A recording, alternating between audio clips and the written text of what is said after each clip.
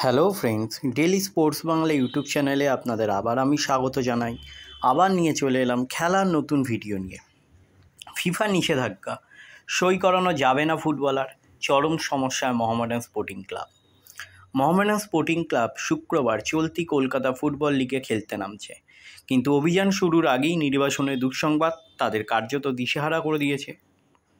কিন্তু কেন আচমকা নির্বাসিত করতে গেল ফিফা? সমস্যা যেন কিছুতেই পিছু চাইছে না মোহামেডান স্পোর্টিং ক্লাবের। বৃহস্পতিবার একই দিনে তারা ভালো এবং খারাপ খবর পেল। সকালবেলা যেখানে তারা 24 লাখ টাকা দিয়ে সর্বভারতীয় ফুটবল ফেডারেশনের নির্বাসন থেকে রেহাই পেয়েছে, সেখানেই বিকেলবেলা তারা ফিফা নির্বাসনের কবলে পড়ল। কী হয়েছে ঘটনাটি? আসুন বিস্তারিত জেনে নেওয়া যাক। মোহামেডান স্পোর্টিং ক্লাব শুক্রবার চলতি কলকাতা ফুটবল লিগে খেলতে নামছে, কিন্তু অভিযান শুরুর আগে নির্বাসনের দুঃসংবাদ তাদের কার্যত দিশেহারা করে দিয়েছে। কিন্তু কেন আচমকা নির্বাসিত করতে গেল ফিফা?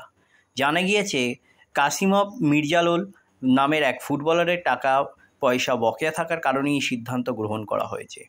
এই ব্যাপারে মোহামেডান স্পোর্টিং ক্লাবের সচিব ইশতিয়াক আহমেদ রাজু একটি সাংবাদিক সম্মেলনে তিনি বলেছেন যে এটা সত্যিই দুর্ভাগ্যজনক ঘটনা যে এর আগে যাদের সঙ্গে চুক্তি হয়েছিল তাদের ভুল বোঝাবুঝির কারণে এআইএফের তরফে আমাদের আর্থিক জরিমানার মুখে পড়তে হয়েছে। আজ সকালেই 24 লাখ টাকা দিয়ে সেই নির্বাসন আমরা তুলেছি।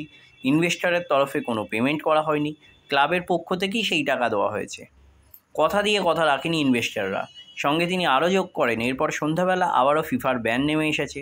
তারা এই টাকাগুলো দেবেন বলে প্রতিশ্রুতি দিয়েছিলেন, তারা কেউ শেষ পর্যন্ত কথা রাখেননি, আর সে কারণেই ক্লাবকে এই কঠিন সময়ের মুখে পড়তে হয়েছে। তবে আমি একটা কথা বারবার মনে করি, প্রত্যেকের জীবনে ভালো এবং খারাপ দুটো সময়ই আসে। আপাতত আমাদের খারাপ সময় চলছে, আশা করছি খুব শীঘ্রই এই কঠিন অধ্যায় আমরা কাটিয়ে উঠতে পারবো।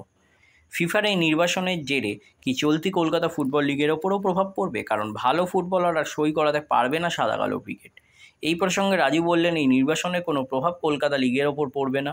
আগামীকাল ওরা খেলতে নামছে, সকলকে আগাম শুভেচ্ছা জানাই। আশা করছি ওরা ভালো খেলতে পারবে, আমরা জয় দিয়ে এই টুর্নামেন্ট শুরু করতে পারবো।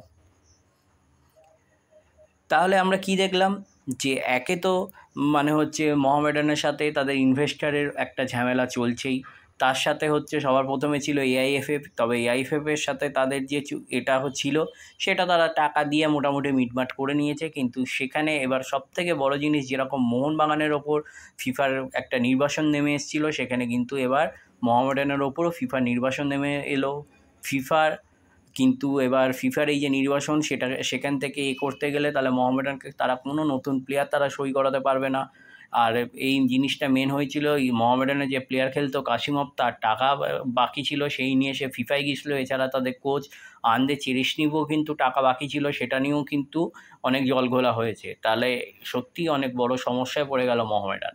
তাহলে এই হলো আজকে আমার ভিডিও। আবার বলছি, আমার চ্যানেল যদি আপনাদের ভালো লেগে থাকে অবশ্যই আমার চ্যানেলটিকে আপনারা সাবস্ক্রাইব করে নিন, পাশে রাখা বেল আইকনটিকে ক্লিক করে দিন, যাতে সবার প্রথমে আপনারা আমার ভিডিও দেখতে পান। ধন্যবাদ।